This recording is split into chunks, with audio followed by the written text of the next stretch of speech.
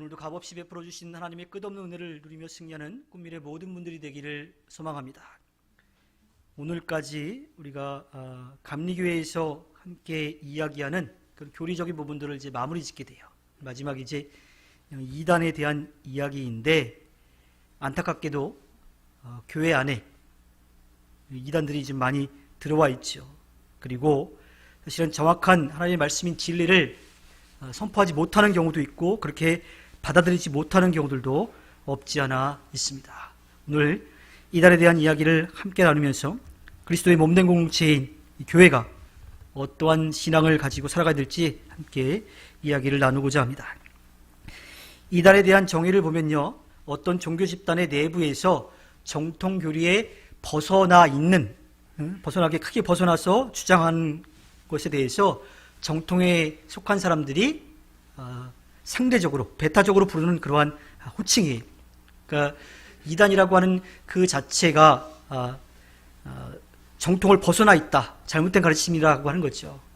이단에 대한 정의가 그렇더라면 이것을 기독교에 적용을 시키면 기독교 이단이란 기독교의 정통 교리와 근본 믿음을 부정하는 가르침, 곧 기독교의 정통 교리를 부정하여서 기독교 영역에서 벗어나 있는 그런 가르침이나 단체를 뜻하는 거죠.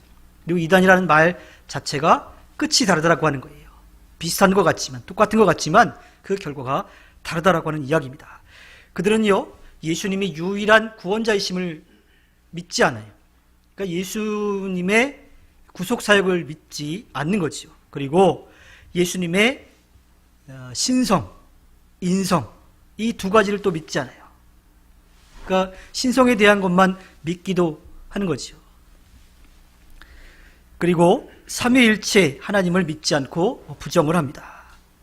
그리고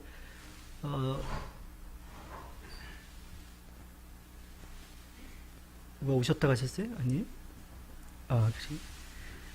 성경만이 기록된 하나님의 말씀이라는 것도 인정하지 않습니다. 그래서 성경 자체를 부정하기도 하지만 성경 외에 다른 것들도 성경인 것처럼, 우리가 가지고 있는 신구약 66권 말고도 다른 것들도 하나님의 말씀이라고 그렇게 받아들이기도 하는 겁니다. 그들은 온전한 믿음이 아니기 때문에 비슷한 것 같지만 그 결과는 다를 수밖에 없는 거죠. 또 이단이라고 하는 말과 비슷하게 사입이라고 하는 말이 있죠. 이 사입이는 겉으로 보기에는 비슷하지만 실제로 전혀 다른 거나 아닌 것을 이르는 말이라고 그렇게 정의를 합니다. 맹자의 진심편과 논어의 양화편에 나오는 말인데, 맹자는 이 사입에 대해서 이렇게 정의를 내립니다. 외모는 그럴듯하지만 본질은 전혀 다른, 즉 겉과 속이 전혀 다른 것을 의미하며 선량해 보이지만 실은 질이 좋지 못하다, 이렇게 평가를 하고 있습니다.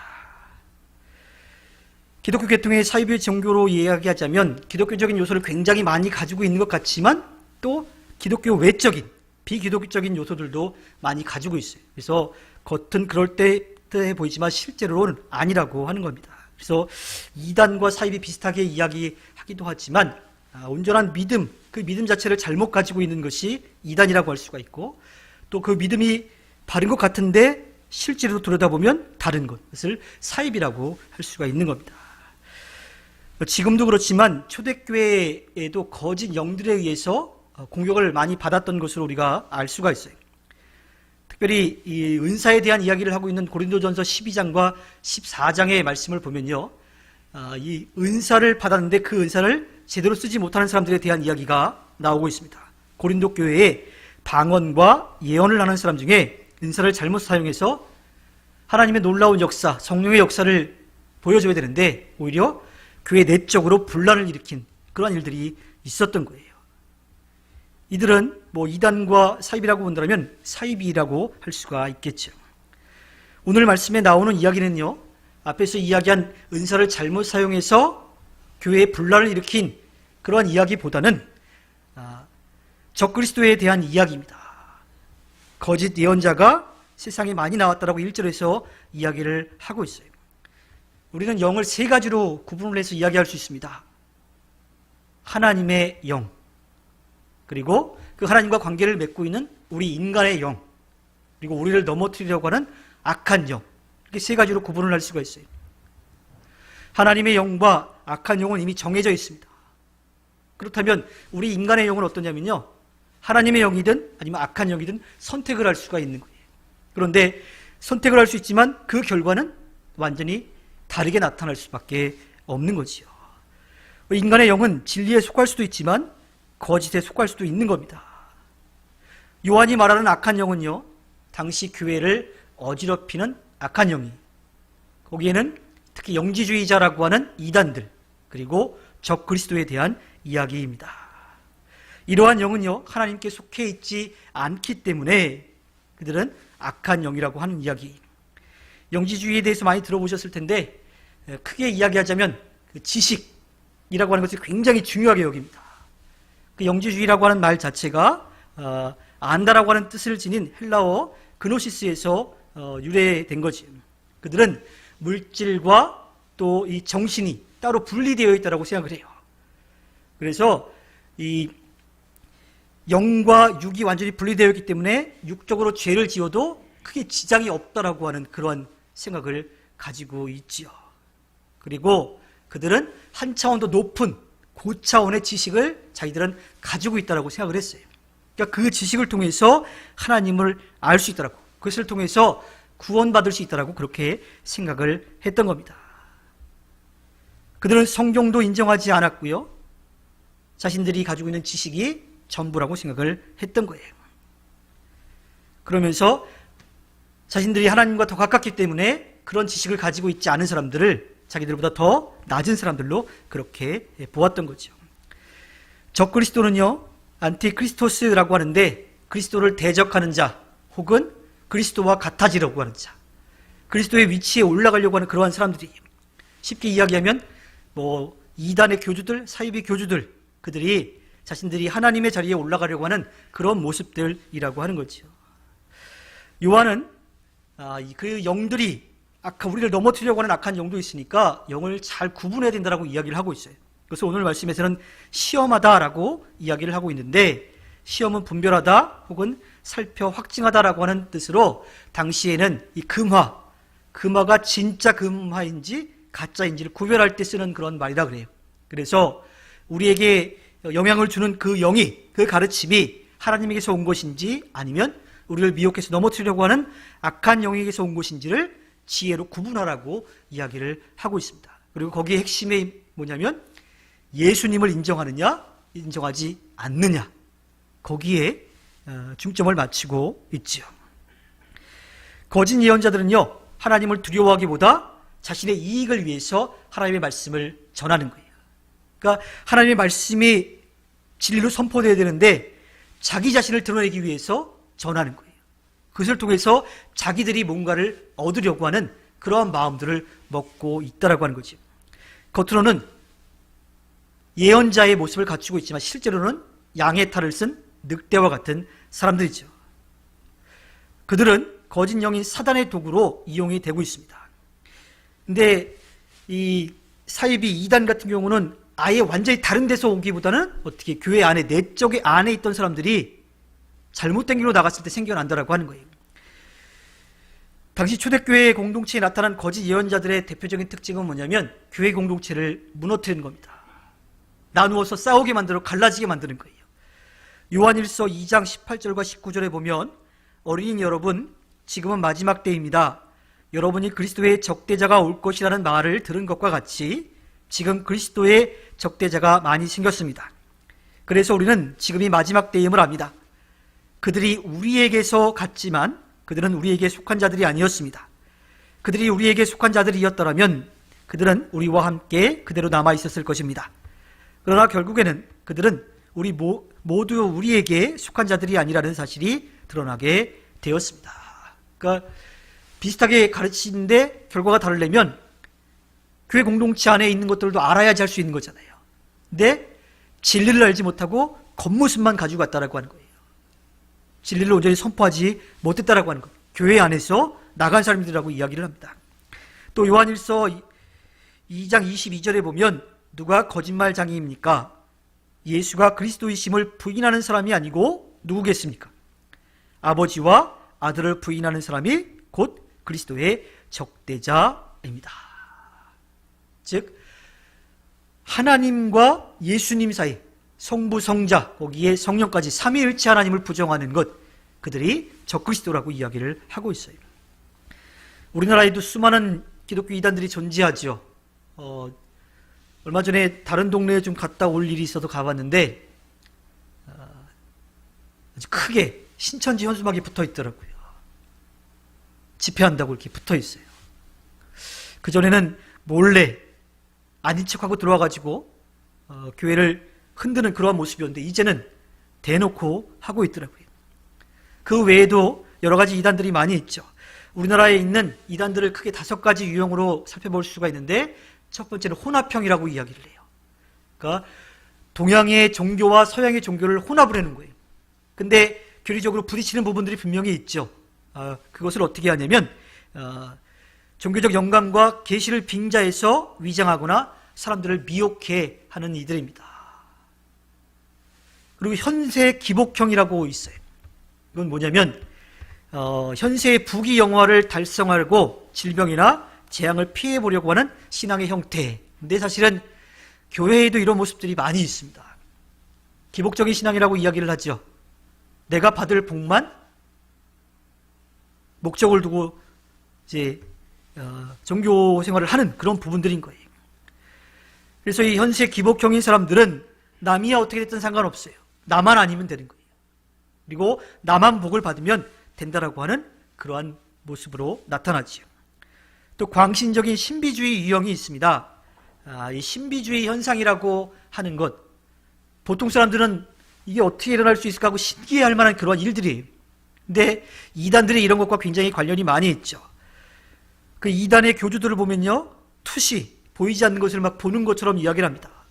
예언, 안찰, 또 안수하고 방언하고 축귀, 귀신을 내쫓는 것, 또 환상을 보는 것, 치유하는 것, 또 입신하는 것들, 이런 것들이 있는데 성령의 역사를 통해서 우리도 하나님께서 필요하시더라면 그런 능력을 주실 거예요. 그런데 이 사람들은, 이 사이비들은 어떤 걸 하냐면 그거를 과시하는 거예요. 내가 그런 능력이 있다라고 하는 것을 나타내서 자기들의 이익을 위해서 사용하려고 하는 그러한 사람들이죠. 그래서 실제로 받은 능력이 아니라 그런 척하면서 사람들을 미혹해 하기도 합니다. 이런 신비주의를 내세워서 하면 거기에 빠진 사람들은요, 자기의 삶이 다 없어져 버려요. 자기가 가지고 있던 모든 것들을 다 그냥 잊어버리고 거기에만 빠져 있어요. 그게 전부인 것 마냥 그것만 쫓아가게 되는 거지요.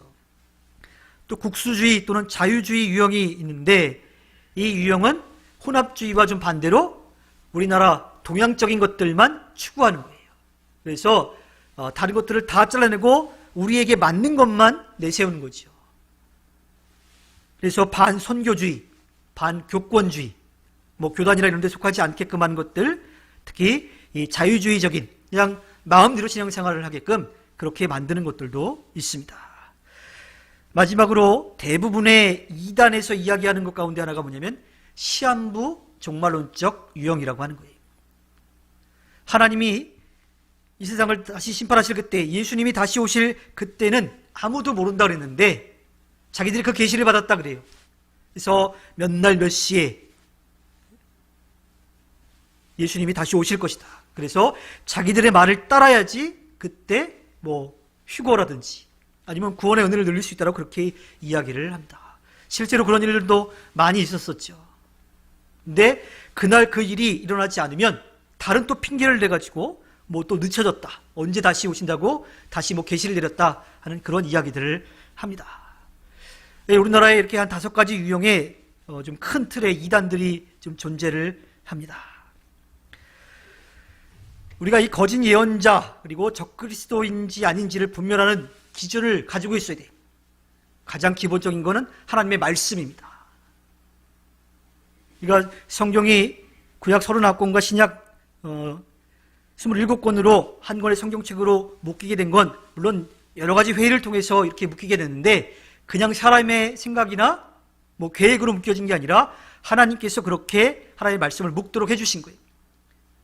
하나님께서 그렇게 만들어주신 건데 이것을 인정하지 않는 것, 또 이것에 벗어난 것들도 하나님의 말씀인 것처럼 그렇게 생각하는 사람들이 있는 거죠. 그래서 이 하나님의 영인지 아닌지를 구분할 때 하나님 말씀에 부합이 되는지 그렇지 않은지를 먼저 파악을 해야 되는 거죠. 그리고 오늘 이야기하는 것처럼 예수님을 우리의 구원자로 인정하느냐 인정하지 않느냐라고 하는 겁니다. 예수님이 이 땅에 오셔서 인간의 몸으로 그 오신 이유가 우리의 죄를 대신하여 십자가에 못 박혀 돌아가시기 위해서 오신 거잖아요. 그분이 오신 것, 그분이 우리의 모든 죄를 대신하여 십자가에 못 박혀 돌아가셨다는 그 사실을 믿어야 돼요. 그리고 십자가에 못 박혀 돌아가셨지만 죽음을 이기시고 다시 살아나셔서 우리에게 부활의 소망을 주셨다라고 하는 것, 그것을 분명하게 믿어야 합니다. 그것에 따라서 그것을 인정하느냐 인정하지 않느냐에 따라서 약한 영과 거짓 영, 그러니까 하나님의 영과 거짓 영을 구분할 수 있다라고 하는 거예요. 아까 이야기했던 영주주의자들은요, 이 영과 속을 구분해서 하기 때문에 하나님이 인간의 모습으로 올 수 없다라고 생각해요. 거룩한 하나님이 어떻게 더러운 인간의 몸을 입느냐라고 하는 거예요. 그러니까 예수님이 이 땅에 내려오신 것을 인정하지 않는 거죠.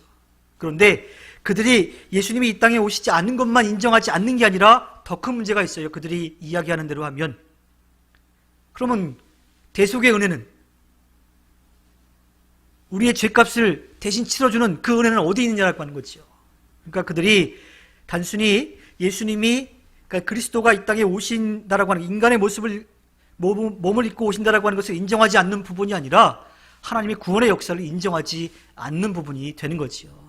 그래서 초대교회 때 계속 그들과 대적했던 영주주의자들을, 그들은 이단 중에서도 좀 큰 이단에 속하게 되는 겁니다.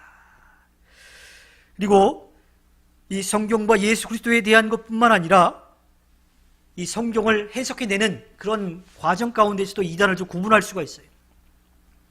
저희도 많이 안 하긴 하지만 우리가 예배 때 교회에서 많이 하는 게 사도신경과 또 주기도문이죠. 주기도문은 예수님이 가르쳐주신 기도라고 봤을 때 사도신경은 성경에 나와 있는 내용들을 잘 종합을 해가지고 우리의 믿음의 고백이, 하나님이 어떠한 분이신지를 고백합니다. 하나님이 창조하시고 역사를 이끌어 가시는 것에 대한 고백을 하고 있습니다.